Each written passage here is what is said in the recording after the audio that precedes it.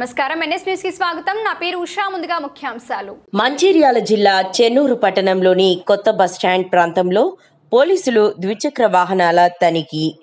సరైన పత్రాలు లేని వాహనాలను పోలీస్ స్టేషన్కు తరలింపు.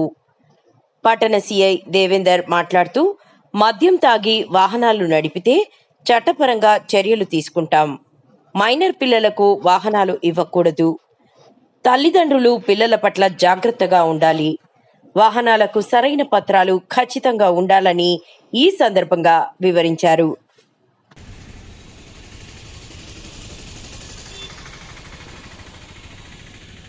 ఆదేశాల మేరకు ఈరోజు చెన్నూరు పట్టణంలో బండికి సంబంధించినటువంటి డాక్యుమెంట్స్ లేని, రిజిస్ట్రేషన్ లేని, తర్వాత నంబర్ ప్లేట్ లేని వాహనాలను స్పెషల్ డ్రైవ్ చేపట్టేసి సీజ్ చేయడం జరిగింది. తర్వాత వాటికి తదనుగుణంగా ఫైనల్ ఇంపోజ్ చేసి పంపించడం జరుగుతుంది.